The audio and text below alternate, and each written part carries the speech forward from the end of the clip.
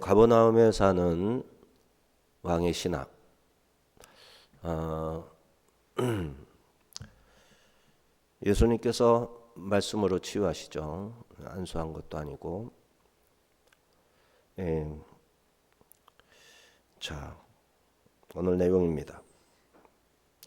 예수님은 사마리아에서 갈릴리로 이동하셨고 7표적 중에 두 번째 표적을 행하십니다. 1차 갈릴리 사역의 요약 부분에 해당합니다. 갈릴리, 예수님의 고향이죠. 역설적으로는 예수님을 가장 배척한 곳, 영적 무관심이 존재했던 곳,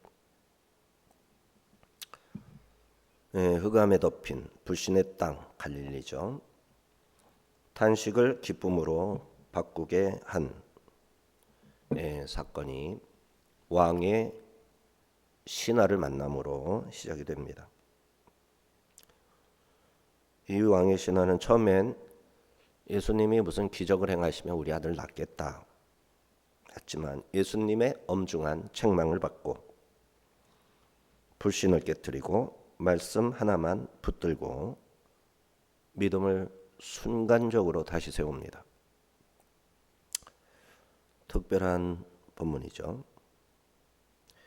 자, 사마리아 사람들이 이틀을 더 유하사이다 부탁을 했고 예수님은 그렇게 하셨습니다. 그랬더니 사마리아에서 믿는 사람이 많아졌습니다.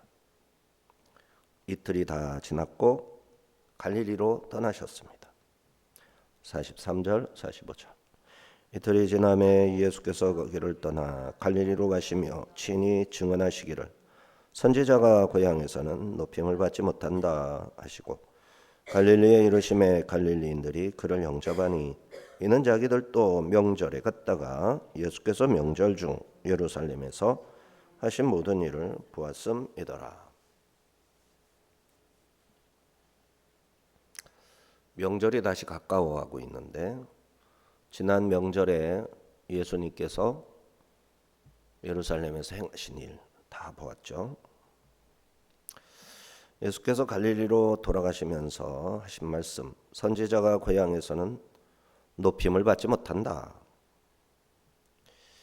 갈릴리 사람들이 배척한 것 기억하시는 거죠. 나사렛 사람들이 자신을 죽이려 할 것을 또 미리 아셨죠. 누가복음 4장에서 마가복음 6장에서 나사렛 사람들이 죽이려 하는 것을 미리 아셨을 뿐만 아니라 아나도 사람들이 한 말을 기억하는 거예요. 예루살렘에 잡혀있던 예레미야 고향 사람들에게 이제 겨우 포위된 상태에서 잠시 머물러 있던 그 시기에 잠시 물러났던 바벨론군 그 사이에 이 예레미야를 죽이려고 이제 했던 적이 있었어요. 그때 예레미야에게 하나님이 너를 죽이려 한 자들을 전부 멸절시키겠다 말씀을 하셨었죠. 네, 하나님이 멸절시키겠다 하셨으면 예수님이 기억하시는 거죠. 예수님은 하나님의 말씀이시니까요. 그러니까 아나도 사람들이 자기 고향 사람인 자기 친척인 예레미야를 어떻게 했는지 너무 잘 아시는 거예요. 그것을 기억하셔서 뱉으신 탄식, 선지자가 고향에서는 높임을 받지 못한다. 나무와 열매를 함께 박멸하자 이렇게 고향 사람들이 시도를 했었고 예레미야는 장차 고난받으시는 예수님의 모형이었습니다. 또 예수님의 고향 나사렛은 유다 자손의 유다의 왕가 다윗의 자손들이 강제 이주 정책에 의해서 베들레헴에서 그쪽으로 이주해서 산지 상당 기간이 됐죠. 자, 고향 사람들에게 그냥 목수의 아들일 뿐입니다. 임금의 자손이라는 거는 뭐 아무 의미가 없죠. 지금은 임금도 아니고 오래됐죠. 그래서 회당에서 전하시는 말씀을 듣고 화가 치밀어서 산 꼭대기 낭떠러지로 끌고 가서 밀쳐 떨어뜨리려 이제 합니다. 누가복음 4장에서 예수님이 이를 내다보신 겁니다. 자, 그런데 예수님이 갈릴리 드디어 당도하셨습니다. 예수님이 말씀과는 달리 갈릴리 사람들이 엄청 영접했습니다. 그러면 예수님이 방금 하신 말씀이 틀렸거나 어쨌든 예수님은 갈릴리 사람들이 나를 환영하네. 이들이 좀 뭐가 좀 깨우쳤나 이렇게 하실 만도 한데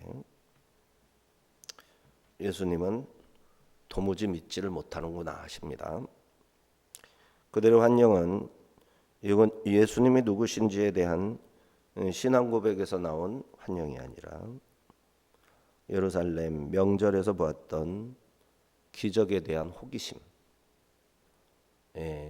우리한테서도 기적을 많이 행하시겠구나 이런 기대에서 온 환영이었어요.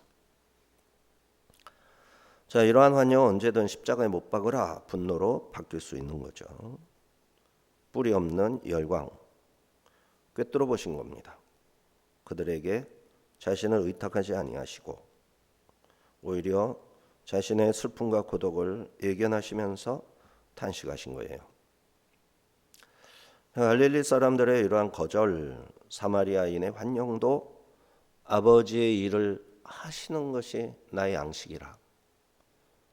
사마리아에서 제자들이 먹을 것을 가져와서 잡수소서 했을 때 나에게는 너희가 모르는 양식이 있다.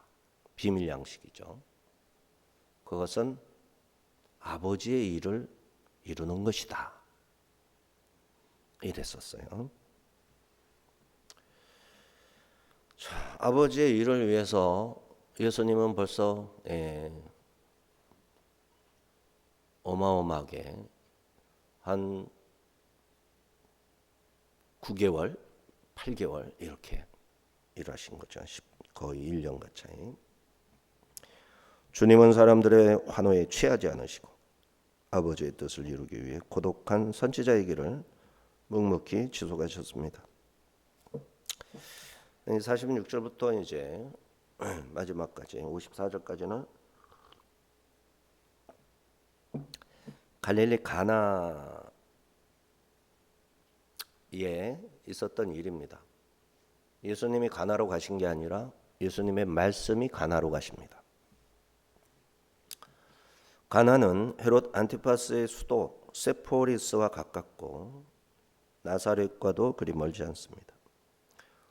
블로그에 캐주얼 성경에 삽입된 아틀라스 성경 저화질이지만 우리가 필요한 만큼 충분히 볼 수 있는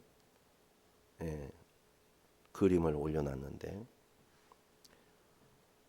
가버나움에서 나사렛까지 이제 그 사이에 가나도 있고 세포리스도 있고 나사렛의 높은 고도 내려가면 세포리스를 만나고 또 다시 가나로 올라가게 되는데 가나에서 다시 내려갔다가 올라갔다를 계속하다 보면 가버나움으로 가게 되는 거예요.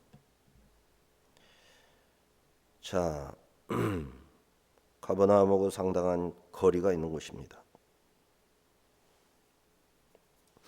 예수님이 가나에 계시는 겁니다. 가버나움으로 말씀을 보내신 거죠.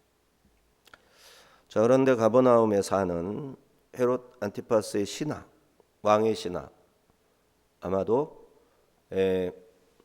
국내 대신 왕실의 재산을 관리하는 사람으로 이제 아들이 있으니까 그 뭐죠? 왕실 재산을 관리하거나 뭐 기타의 대신이죠.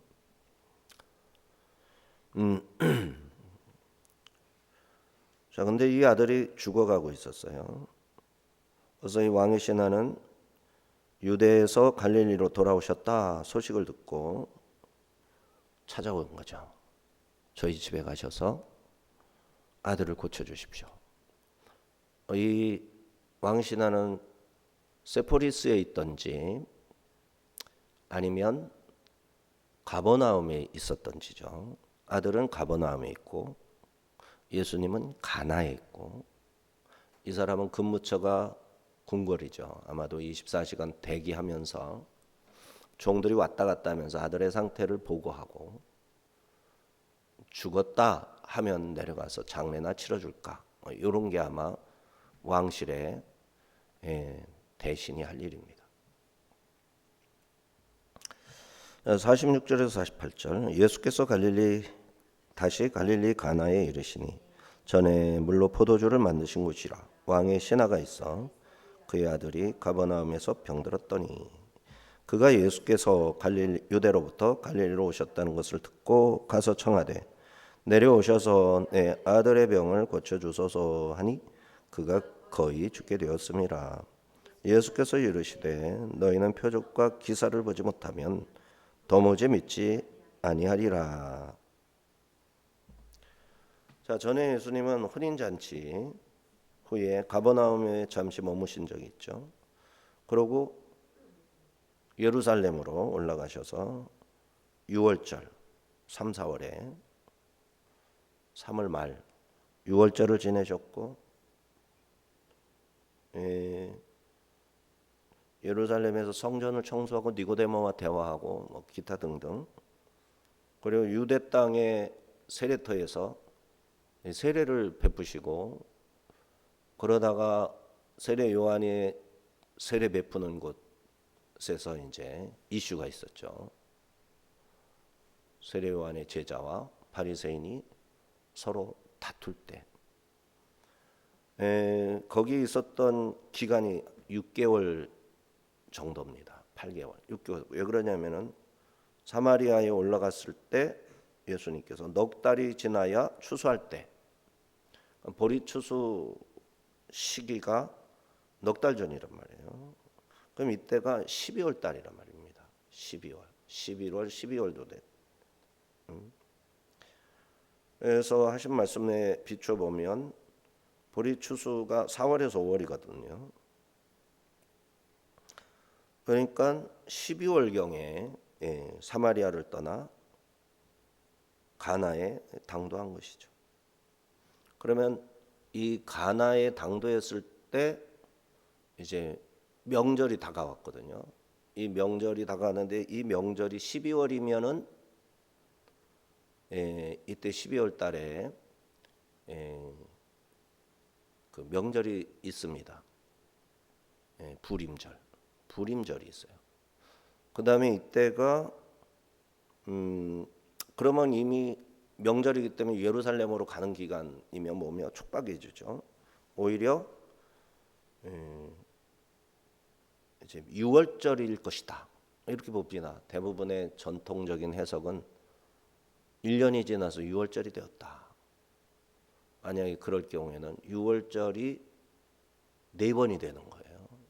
예수님이 처음에 6월절 예루살렘에 올라가서 그 다음에 다시 두 번째 6월절이 되는 거고, 그 다음에 갈릴리에서 오병이어 기적을 베푸실 때 또 6월절이었고, 십자가에 못 박혀 죽으신 날이 6월절이었고, 4번이 되는 겁니다.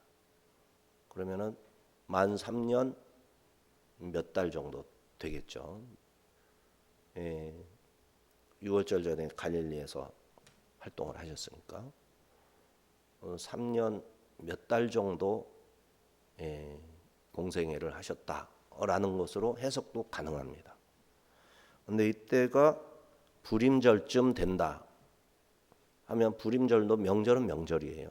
그렇지만 전 유대 남자들이 모이는 명절은 3개뿐이죠.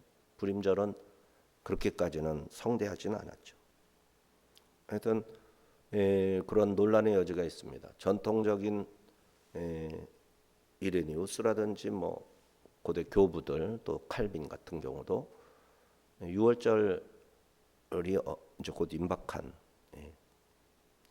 그러나 현대 신학자들은 날짜 계산을 해보니까 이게 6월절은 좀 무리가 있다. 그래서 불임절 정도로 해석을 합니다. 주님께서 가나에 다시 오시기까지 약 10개월의 시간이 흐른 겁니다. 어쨌든 전에는 결혼잔치에 포도주가 떨어져 있던 가나, 포도주가 떨어졌었죠. 네, 그래서 물 떨어져 있는 돌 항아리에 물을 갖다 채워라 하시고는 그 율법이 요구하는 정결의 물을 가득 채워서 율법의 필요를 채우시고, 그 다음에 그 율법으로 자신의 피로써 속죄를 받을 수 있는 것을 상징하는 포도주를 만들어 버리셨죠. 그래서 굉장히 의미 있는 표적이었단 말이에요. 첫 번째 표적입니다. 이번에는 왕의 신하의 아들이 병들어 죽게 되었습니다. 가나는 가나라는 뜻이 그래요. 아주 약하다. 가나, 아주 약하다. 이런 뜻입니다. 자, 이 가나의 자기 아들이 죽게 된 것을 가지고 이제 예수님이 계신 가나까지 와서 내려오셔서 내 아들의 병을 고쳐주소서. 주님께서 이때 너희는 표적과 기사를 보지 못하면 도무지 믿지 아니하리라. 표적을 행해달라는 말씀에 너희들은 보지 않으면 도무지 믿지 않는다. 책망했습니다. 왜냐하면 왕의 신하가 예수님한테 당부할 때 내려오셔서 내 아들의 병을 고쳐주소서. 뭐 하나님의 아들이십니다 말도 없고 주여 하지도 않았고 그냥 덮어놓고 내려오셔서 내 아들의 병을 고쳐주소서. 의사한테 병만 고쳐주면 제가 돈은 충분히 드릴 겁니다. 이런 식으로 그냥 당연한 어떤 권리를 하고 상대방이 한 것에 대한 응당 보수를 하는 그런 관계에서나 있을 법한 말투로 내려가시죠. 내 아들이 병을 고쳐주십시오. 선생님이라고도 안 하고. 이에 예수님께서 표적과 기사를 보지 않으면 도무지 믿지 않는다. 전곡을 찌르신 거죠. 왕의 신하는 눈치로 먹고 사는 사람입니다. 예수님의 말씀을 듣고 정신이 버떡 났죠. 그래서 이제 주여 하고 말을 하게 됩니다. 자, 이렇게 정결의 항아리에 물을 채우게 하고 물로 포도주를 만들어 메시아가 흘리는 피로 내면의 본질적인 죄악을 씻을 것임을 보여주었던 가나 사람들, 그리고 세포리스의 이 왕의 대신 신하, 믿음의 고백도 없이 표적만 구했던 것이죠. 그래서 표적과 기사를 보지 않으면 도무지 믿지 않는 자들에게 이제는 생명을 살리는 말씀의 능력을 보여주려고 탄식을 하신 거예요. 가나, 갈대, 사다. 갈대라고 할 때는 아주 약한 존재를 의미합니다. 사다는 구속하다, 노예를 사서 이제 풀어주다, 사다.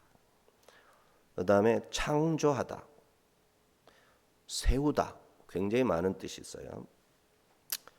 상한 갈대와 같이 흔들리고 죽어가는 이들을 값을 주고 사셔서 다시 세우는 재창조를 행하시는, 이 가나는 그런 의미가 있는 거예요.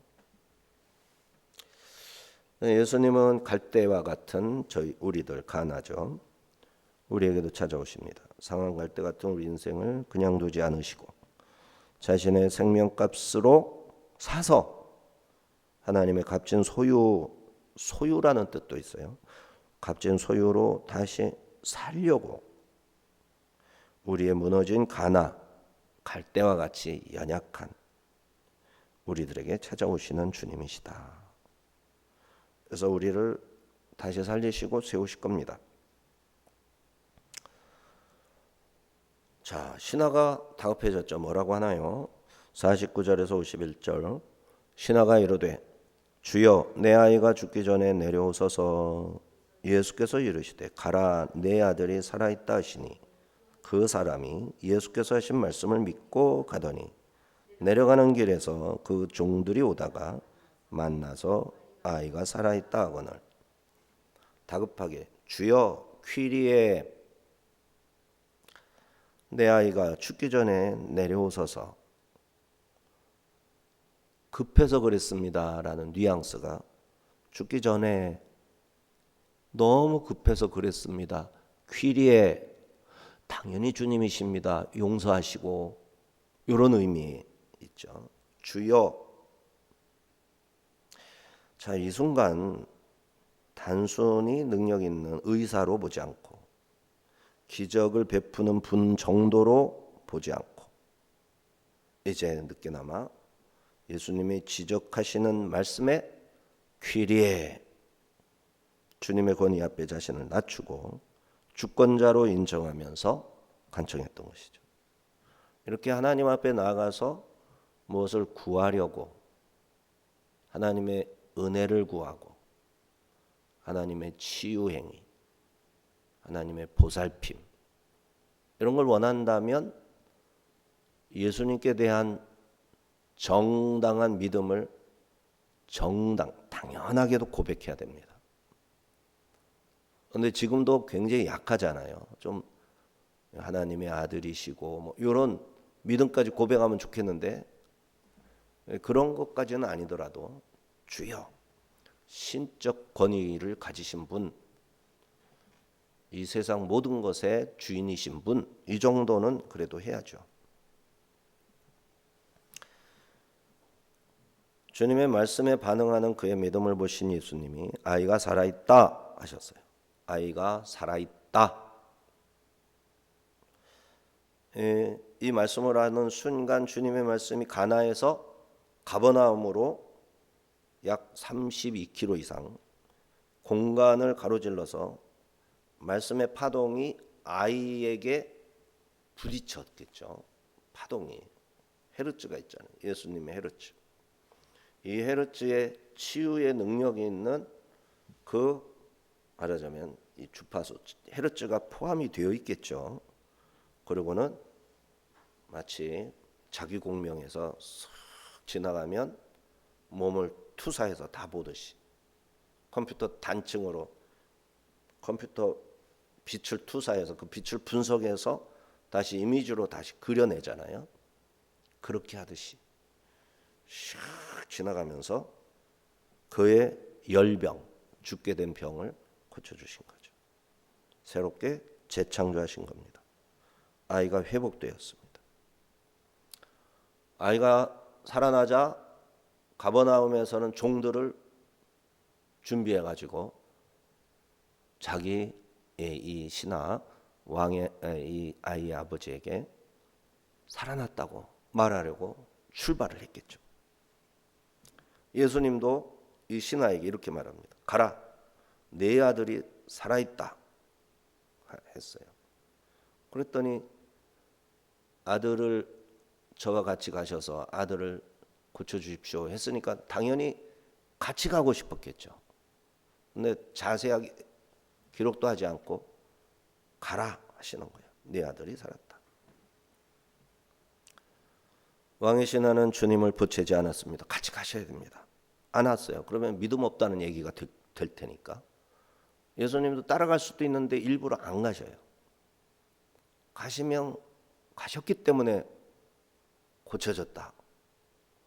아니죠. 말씀만으로도 고치는 분이라는 것을 나타내시려고 하시는 거죠.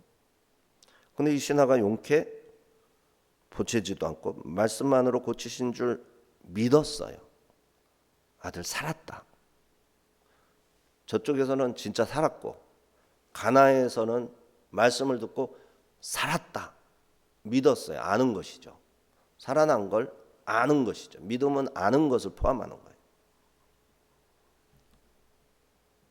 그리고 노중에서 이제 종들을 만나게 되죠. 내 아들이 살아있다. 호, 휘오스, 수, 제. 조예죠. 제. 내 아들이 살았다.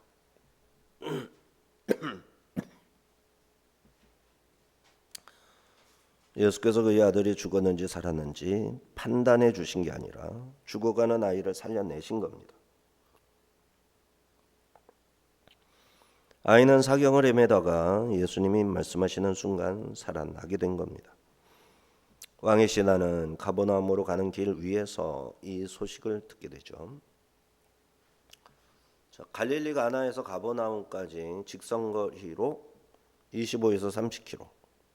실제 도로를 따라 걸으면 뭐 엄청 이렇게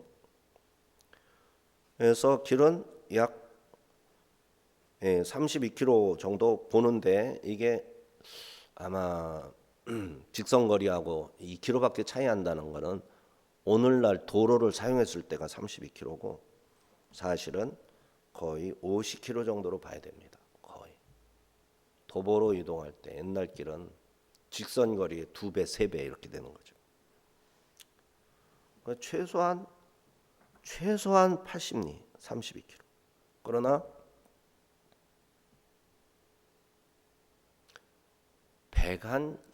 120리 정도 된다고 봐야죠.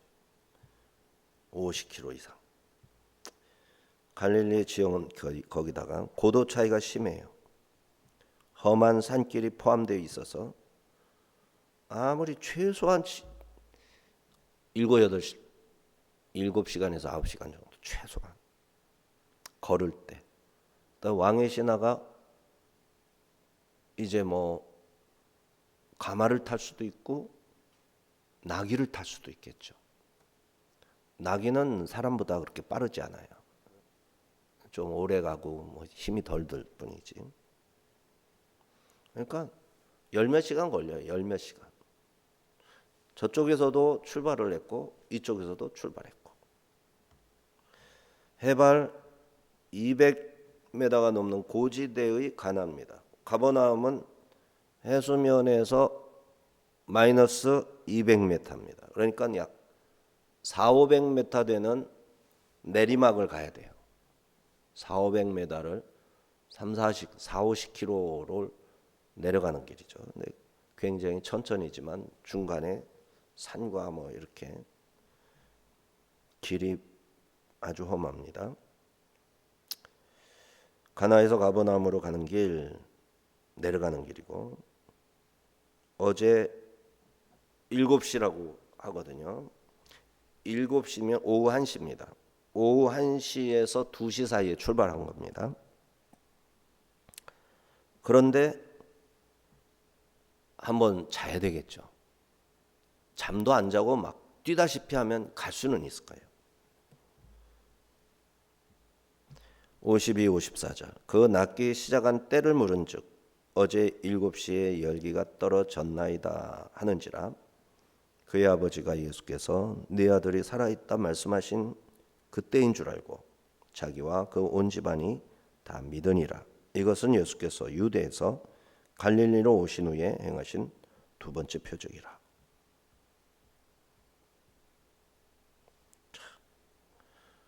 내려가는 길에 종들을 만나서 종들이 아이가 살아있다 라는 말을 듣고 그 시간을 물어봤잖아요. 언제부터 낫기 시작했느냐? 자연적으로 치유된 건지 말씀하고 상관없이 벌써 고쳤는데 예수님이 말씀하신 것인지 물으려고. 놀랍게도 주님의 입에서 말씀이 나간 그 시간과 1분 1초 차이 없이 정확하게 일치한 거죠. 어제 7시, 어제 오후 1시입니다. 딱 아버지가 생각하니까 분명히 예수님이 말씀하신 그때예요.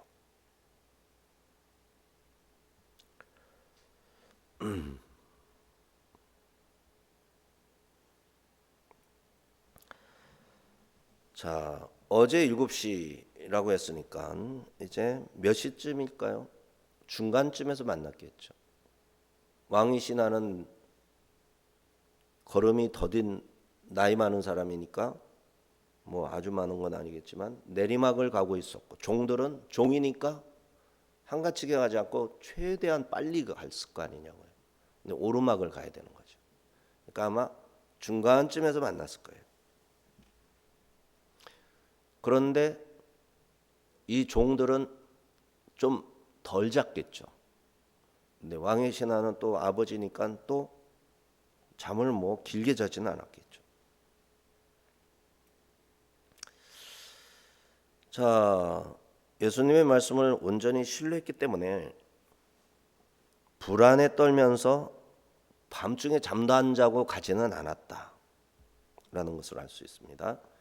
주님의 말씀 안에서 안식할 만큼 보지 않고 말씀만을 믿는 믿음으로 붙들었던 거죠. 믿음이 없어서 잠 못 자는 게 아니라 믿었기 때문에 잠을 잤던 거죠. 그는 왕의 궁궐에 세포리스에서 예수님이 가나에 오셨단 말씀을 듣고 즉시 가나로 달려왔을 겁니다. 그러한 그가 예수님으로부터 가라 하는 말씀을 듣고 가버나움을 향해 밤새도록 달려가지는 않았던 것이에요. 오후 1시의 말씀을 듣고 미친 듯이 달려가면 저녁에 밤에 도착할 수 있을 테니까. 그는 표적을 보지 않고도 말씀만을 믿는 믿음을 가지게 되었습니다. 집에 도착해서 아들이 나 일어나 있는 것을 보고 자기와 온 집안 사람이 다 예수님을 믿기로 합니다. 그와 그의 온 가족이 다 구원을 받은 것이죠. 이것이 예수님이 갈릴리로 오신 후 두 번째 행하신 표적이었습니다. 왕의 신하는 처음에 내려오셔서 고쳐달라 했습니다. 주님이 직접 자기 집에 오셔야만 기적이 일어날 것이라 믿고 이런 제한적인 믿음이었던 거죠. 그는 갈릴리 사람들 대부분이 그렇듯 자기에게도 주의 표적을 보여주셔야 믿을 것처럼 신앙의 고백은 없이 표적만 바랬던 겁니다. 그러나 주님으로부터 보지 못하면 도무지 믿지 않는다. 조건부 믿음을 따끔하게 책망하시는 것을 듣고 즉시로 자신의 자존심과 고정관념을 내려놓았죠. 그리고 귀리에 하고 주님께 주권 앞에 엎드려서 내려가서 고쳐주십시오. 예수님은 내 아들이 살았다 하면서 집으로 가지 않고 가라 그러신 거죠. 자, 최소한 30km 이상의 공간을 빛의 속도로 가르찔러 죽어가는 아이의 육체를 만지셨고 그 순간 아이의 열기가 떨어져서 살아나게 되었던 겁니다.